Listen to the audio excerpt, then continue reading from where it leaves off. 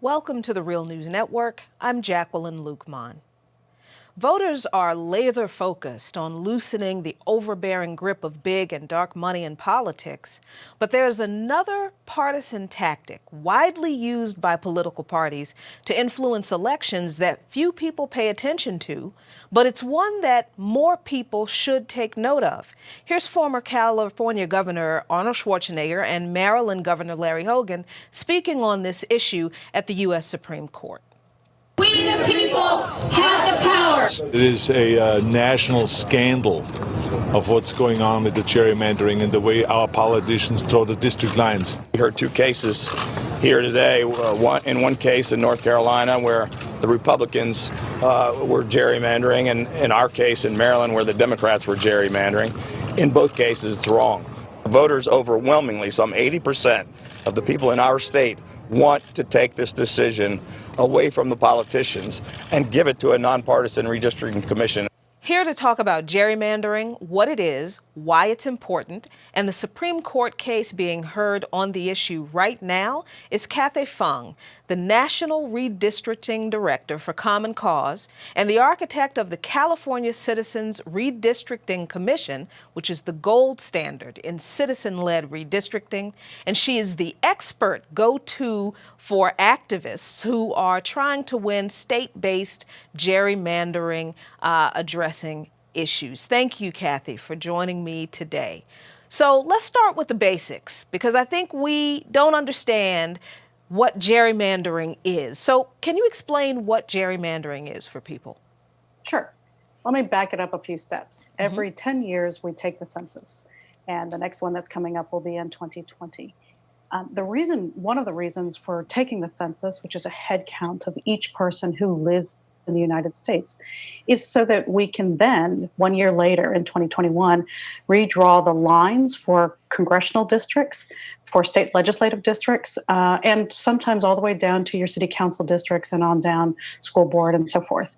And the idea is that congressional districts should be of equal population between one district and another within a state.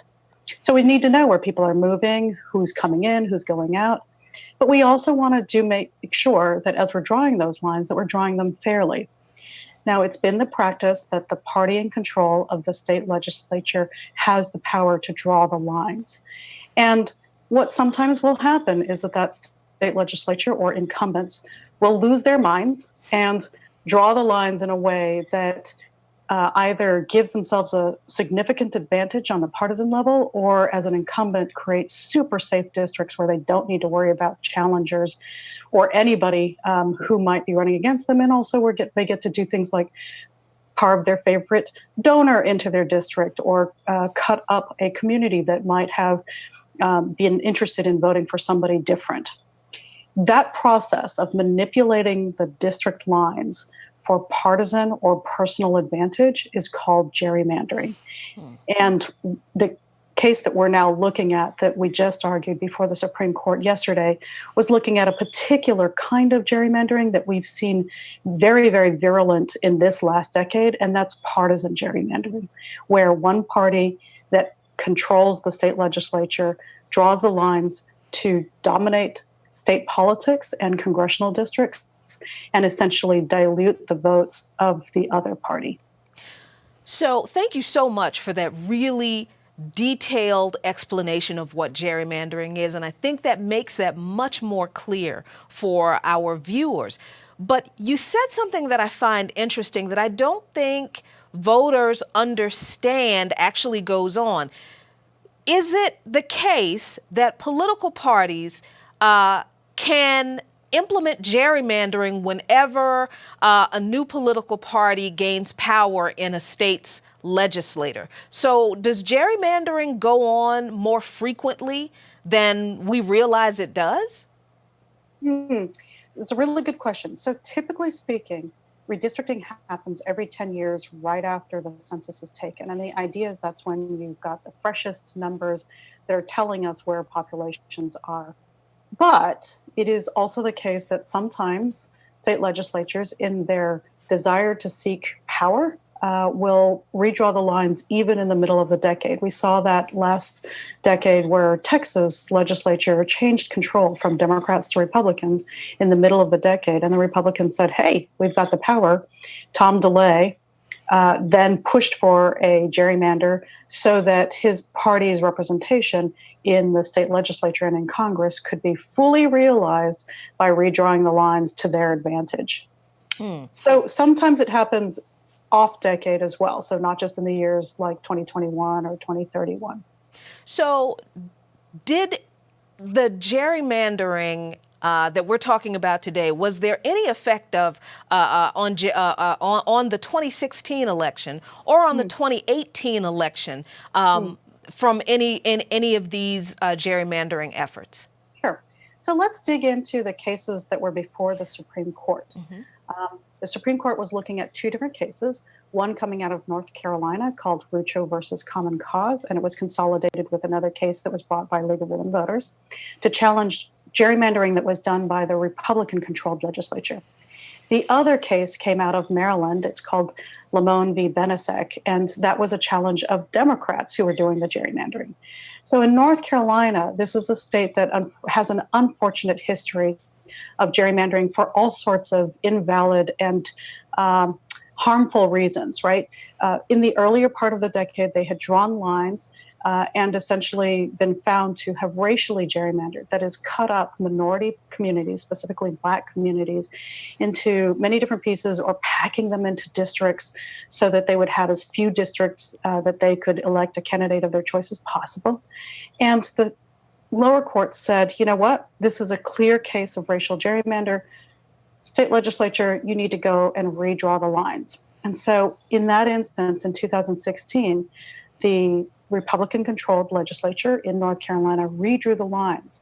And they said in an open microphone, in public hearings, they said the only reason that was motivating them to draw the lines that they were, as they were, was for partisan advantage. And they not only said it into an open microphone, they passed a law that adopted a 10-3 advantage for Republicans in a state that regularly votes 50-50 between Democrats and Republicans, right?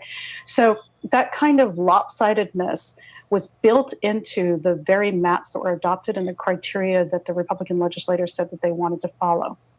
The vote followed a pure party line, and in fact, they adopted congressional lines that created that 10-3 advantage. Even in 2018, when there was a blue wave sweeping the rest of the country, North Carolina's districts did not change one bit. There was not a single pickup for Democrats in a blue wave election in North Carolina because the districts had been very calculatedly drawn in a way that Republicans would hold that control. And that's partly because our computers have gotten so sophisticated, and the electoral data and the ability to use big data on how voters are behaving allows map makers to really create very precise maps that allow them to pinpoint how they're going to perform for the rest of the decade. So you mentioned the hot mic moment in the North Carolina legislature when they were talking about this bill. And as a matter of fact, I think the case that was brought before was at the North Carolina Supreme Court that overturned this legislation. But then the North Carolina GOP came back and wrote a law saying, well, okay, we're not changing the district boundaries based on race. Okay, we're going to change it based on political affiliation. That's exactly right. And they didn't actually change the boundaries of the maps at all. They just changed the language.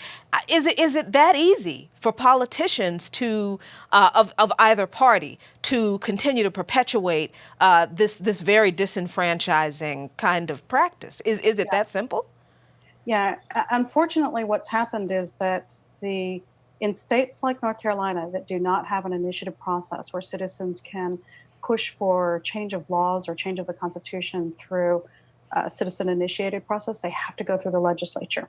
And what that means is that when you've got a self-interested legislature, as we do in North Carolina, they're going to do what they want to, and the only check is the courts.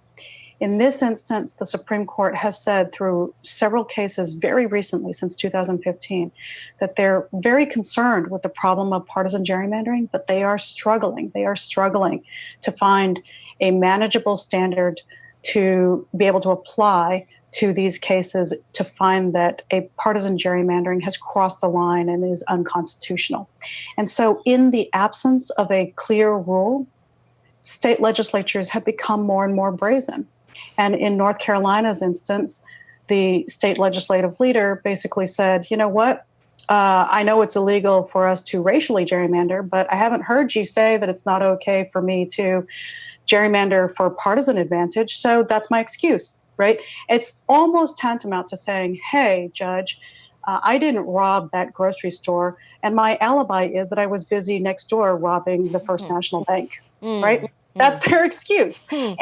And for many years, the Supreme Court has said, we're a little concerned about wading into the political thicket. We don't want to try to choose who the winners and losers are between Democrats and Republicans. And so they've been hesitant to step into this very complicated issue. But the reality is that they have heard redistricting cases again and again.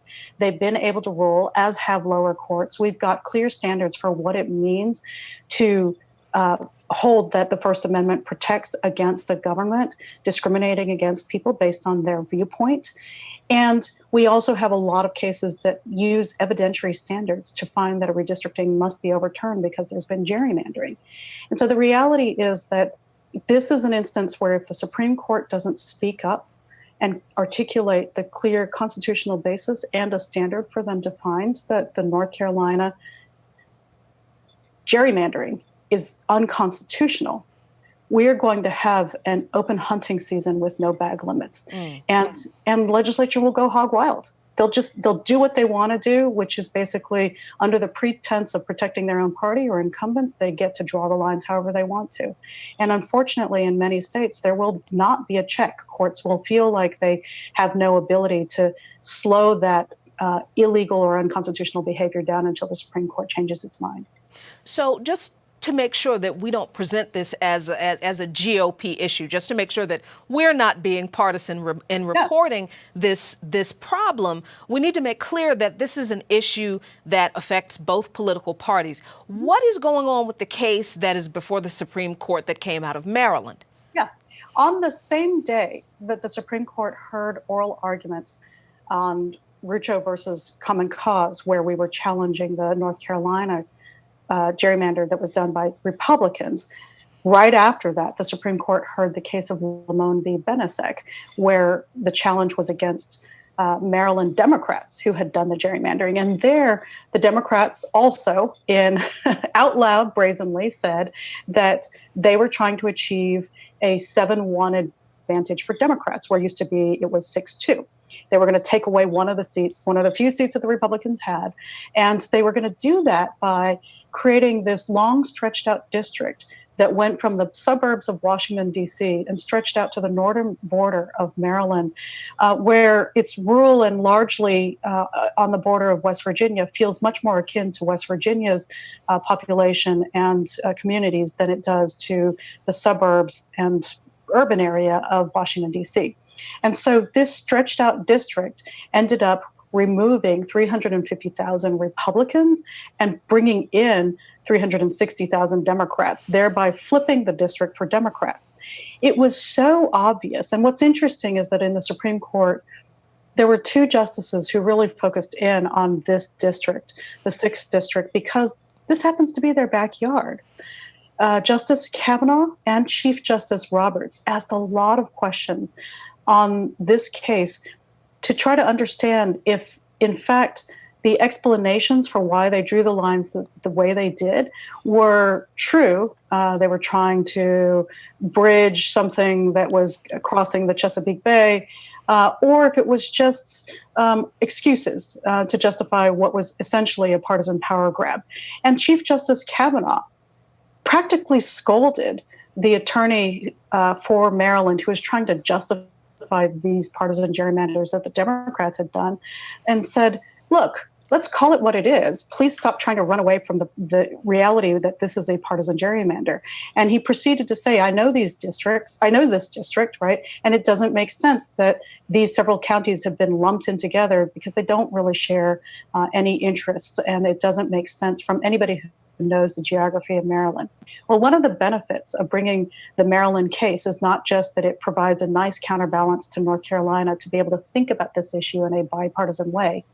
The other benefit is that it's in the backyard of several of the justices, including Chief Justice Roberts and Justice Kavanaugh. They know this district like the back of their hand. They know the areas that are impacted, and they understand how ridiculous it is that the district was drawn this way.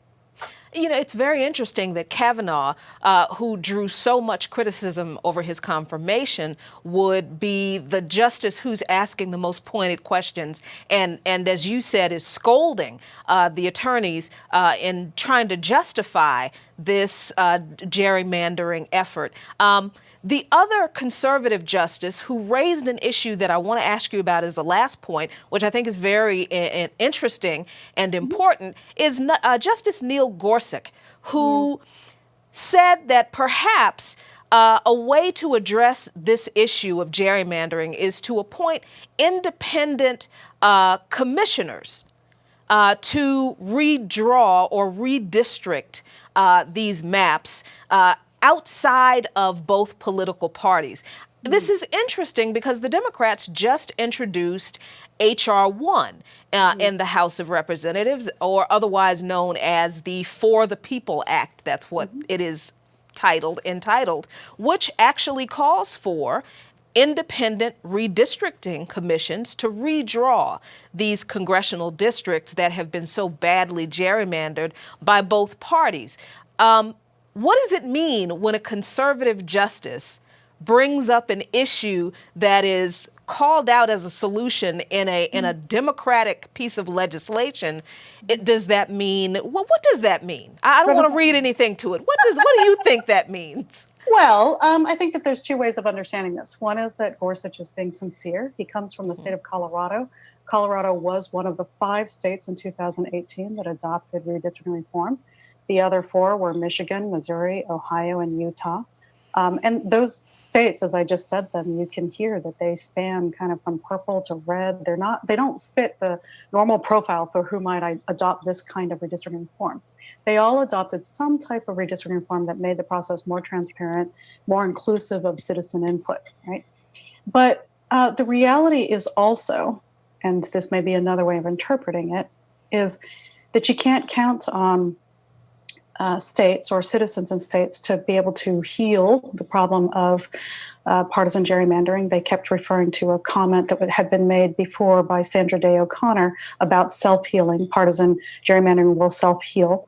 And the reason is that, number one, less than half of the states have an initiative process. So what do you do with the other half of the states where the only way to change the practice is either through judicial action or through a changing of the state constitution, which in many states is very, very arduous. It requires 2 votes of the legislature. So 2 different sessions of the legislature have to vote for something, set aside their own self-interest or their partisan interest, and vote to do something on a principled manner. And also many states have a 3rd step, which is sending it to the vote of the people. So the challenge is that the road to that kind of amendment for the rest of the states is very, very difficult. And there have been very few instances where state legislatures who are not pressured by some kind of outside initiative process have acted on their own to create a true, transparent, and fair process. So what are we left with? We're left with a handful of states who have commissions, and then most of the states, particularly east of the Mississippi, who have no initiative process, who are basically stuck. Right? They're stuck being beholden to the whims of a state legislature who, on a good day, might decide that they want to be a little bit magnificent towards the voters and try to draw the lines in a slightly fairer way. And then on a bad day, they will be shut out of. People will be shut out of the process because the state legislatures will do what many state legislatures do, and that is exercise the power to draw the lines however they want to, including for incumbent advantage purposes or partisan advantage purposes. And the challenge is that we also heard rumblings during this argument. Paul Clements, who was making the argument to defend the North Carolina partisan gerrymander, said, well, you know, this case that you all had before, which came out of Arizona, challenging the Independent Redistricting Commission, where the Supreme Court said in a 5-4 decision that it was upholding the people's right to be able to pass an initiative to create a citizens commission and delegate the power that has traditionally been held by state legislatures to a citizens commission to draw the lines. Paul Clement said, I'm not so sure if that's how I think the Constitution should be read. I don't know if people should have that right. And what's interesting is that if another lawsuit challenging one of these new states that has adopted a commission style of process gets brought, I'm not confident that some of these conservative justices who right now say, oh, this is the way that we're going to self-heal partisan gerrymandering, if they're not going to be some of the first votes for dismantling these state-created citizen commissions. And so I think that our challenge is that ultimately there are some of the justices who feel very sympathetic to politicians being able to draw their own lines, even if it's at the expense of voters being able to choose their politicians. And unfortunately, in this very partisan, this very polarized political context, that can have some very ill effects on our democratic representative government. Kathay Feng, thank you so much for coming onto the show today to explain this very complicated topic to us. We'll continue to watch this case. Thank you for joining me today. Thank you. And thank you for watching the Real News Network. This is Jacqueline Luqman from Baltimore.